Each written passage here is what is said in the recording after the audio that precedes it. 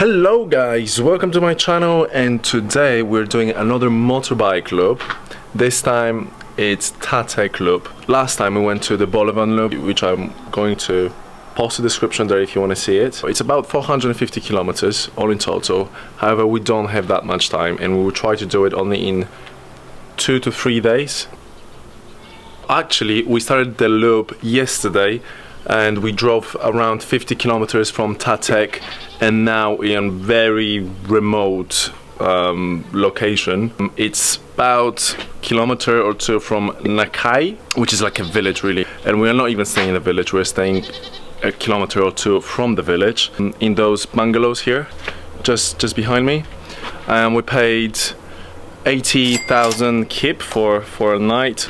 I think it's one of the quietest and the most remote places we've stayed at so far. I believe that the biggest attraction here on this loop is Konglor cave, which we'll be visiting tomorrow.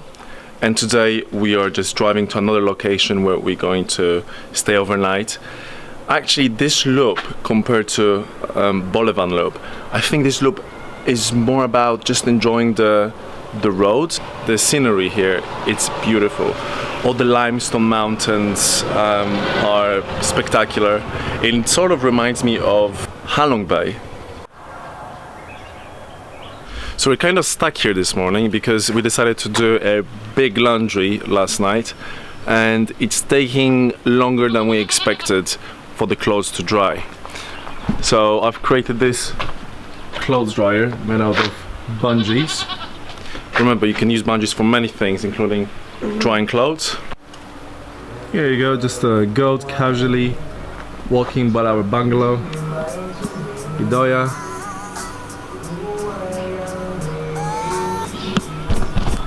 That's what I call simple living, isn't it, Idoya?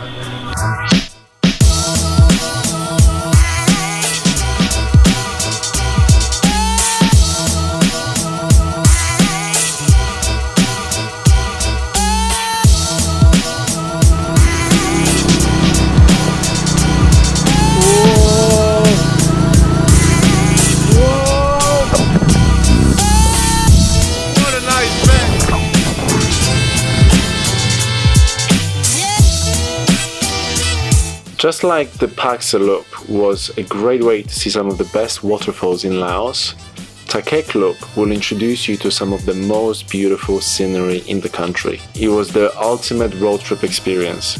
Countless bends and great views is basically what any biker wants, and this loop will provide you with both.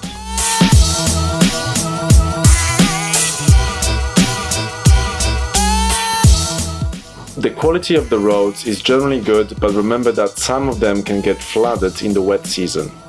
Make sure to fill up your tank in Thakhek before you set off though. Until Lac Sao, you might not be able to find any gas station. Apart from that, just get on your two-wheeler and enjoy some of the finest experiences of your lifetime.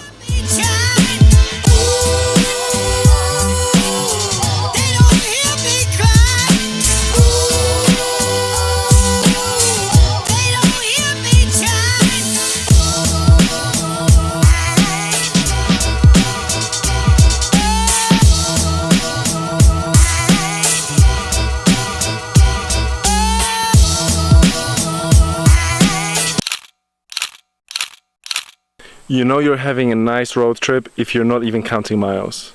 I'm not counting miles. It's literally, I don't care how long we have to go.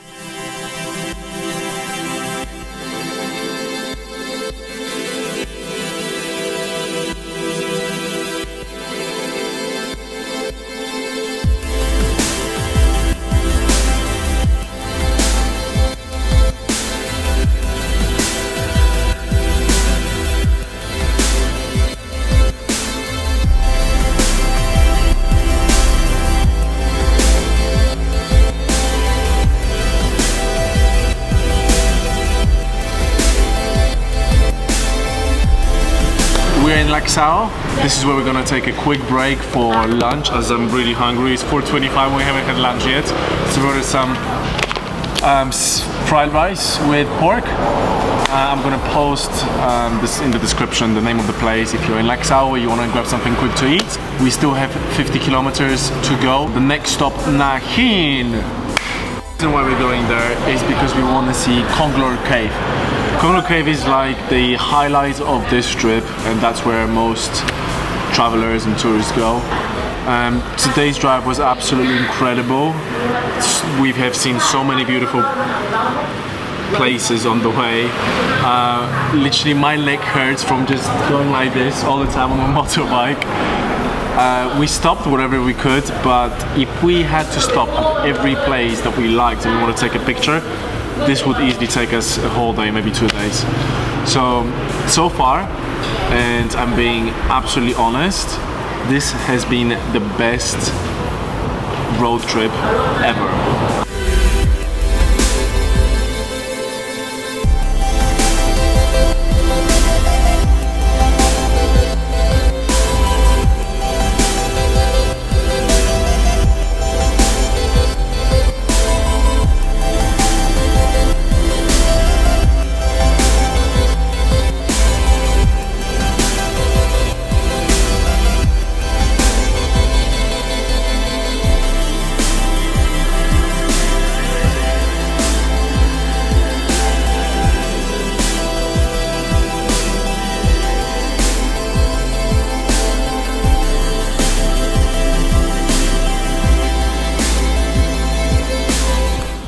Next morning, we headed over to the Konglor cave, located about 45 kilometers away from Nakhin, where we stayed overnight.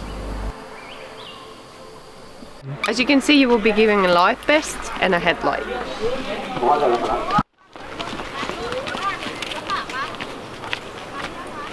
Alright, so it looks like we're in the cave.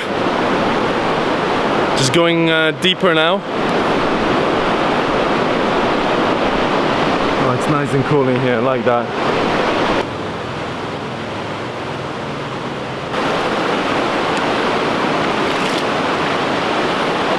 The cave is about 7 kilometers deep, and it takes about 40 minutes to cross it on the engine-powered boat. In essence, it's a river which floats under the rock mountain. This is a little bit scary. It is. Okay, there's some light. It was definitely a thrilling experience being on a boat with 3 torches acting as the only source of light. Not recommended for those afraid of the dark, but still great fun. We're on the beach. You can't really get down here though. No. And I also think we are the only ones in this cave. Can't see any tourists, which makes this experience pretty awesome. I mean, it's a huge cave, and we're the only ones. Compare that to Halong Bay.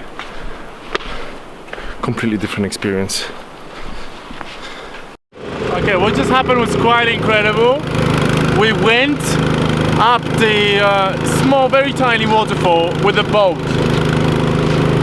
How did that happen? I don't know. It's very dark, so it's hard to explain, but it did happen. So here we go. Finally reached the other end of the cave.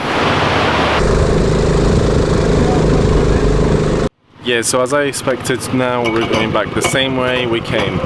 Let's go.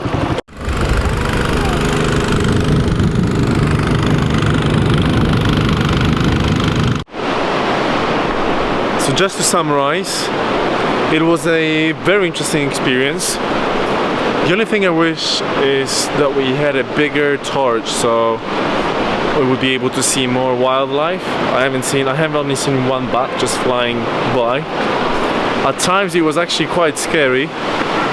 For the most of the way back, we haven't seen anyone. So for about 20 minutes, half an hour, it was just us in a complete darkness. So I was just thinking, wow, what if the torches suddenly stop working? I mean, we are screwed. For only 120,000 kip for both of us, which is about $14–15. Totally worth it. I recommend it. Now let's hit the road back.